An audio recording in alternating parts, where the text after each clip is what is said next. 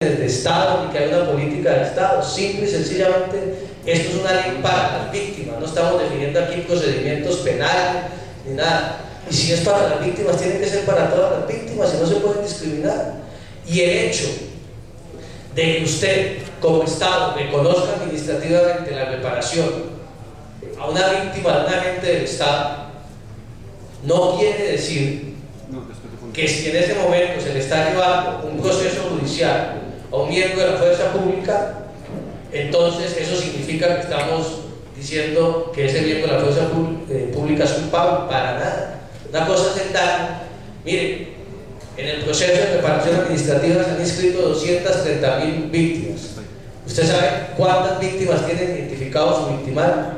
De esas 230.000, 30.000 víctimas, nadie más. La gente no sabe quién fue su victimario, la gente sabe que fue el bloque tal, que fue el otro, que de pronto fue esto. Y a esa gente se le va a reparar. ¿Por qué no reparar a una persona que llega a acción social, que fue sujeto, y desconocer que nosotros tenemos víctimas de agentes del Estado? Es un absurdo. Las tenemos, ¿qué hacemos? Quisiéramos no tener ninguna, pero por el momento las tenemos y las hemos tenido. ¿Y cómo vamos a decirle a esa población? No sé qué porcentaje de las víctimas en Colombia es que no tienen derecho a la reparación. Esa es la primera diferencia. Y la segunda, el concepto internacional que tenemos del deber de garantía, la fuente de la reparación. Nosotros decimos, el Estado colombiano debe reparar a las víctimas del conflicto armado en Colombia porque ha omitido un deber de garantía de proteger a sus ciudadanos y de proteger sus derechos humanos. No es una responsabilidad del Estado, no es que el Estado sea responsable, sino es simplemente que el Estado tiene el deber de garantizar los derechos humanos y no lo cumplió. El gobierno dice que ellos reparan a las víctimas con solidaridad. Hombre, solidaridad es solidaridad con los hispanizados, con los pobres de este país, con los excluidos. Usted no puede decirle a una víctima: yo la voy a reparar con solidaridad. ¿Por qué? No es un capricho.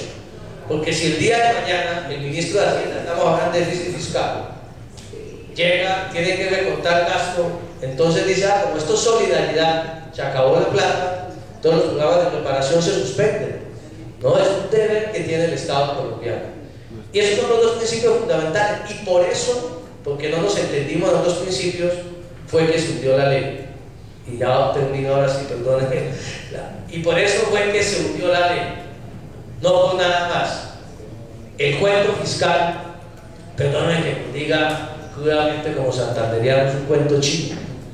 Es un cuento que se inventaron en una servilleta la noche antes de la votación de la conciliación para justificar ante la opinión pública. Y presidente, perdónenme, el último minuto, ahora si usted que le preocupa tanto el tema fiscal, va a poner dos ejemplos, alguno de ellos se lo podría colisionar. En la carta del Ministerio de Hacienda dice que la ley va a costar 70 millones de pesos o algo así, la que nosotros queríamos impulsar, que íbamos a quebrar al Estado colombiano, que éramos unos irresponsables, fiscales e irracionales.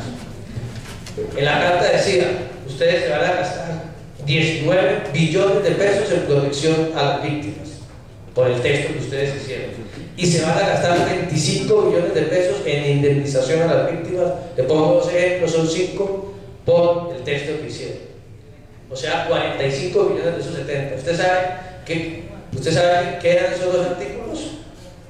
En indemnización no existía en la ley, existía en lo que se aprobó en el Senado de la República. El gobierno no se dio cuenta que por sugerencia del gobierno que nosotros acogimos, había una parte que sí hablaba de responsabilidad y de indemnización por daño emergente y lucro cesante.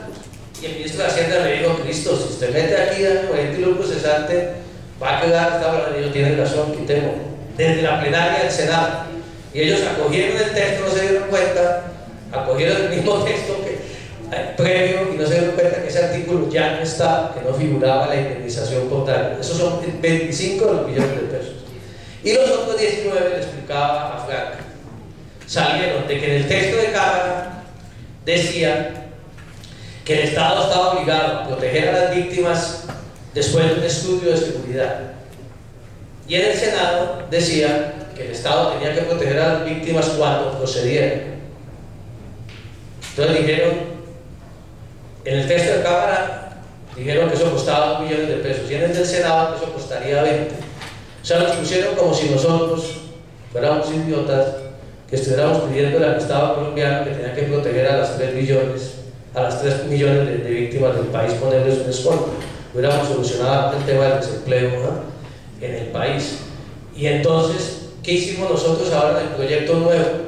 Cogimos la carta del Ministerio de Hacienda, cogimos las 5 observaciones del articulado y en el tema fiscal pusimos exactamente lo que el gobierno quiere, ¿no?, en esa materia. ¿Para qué?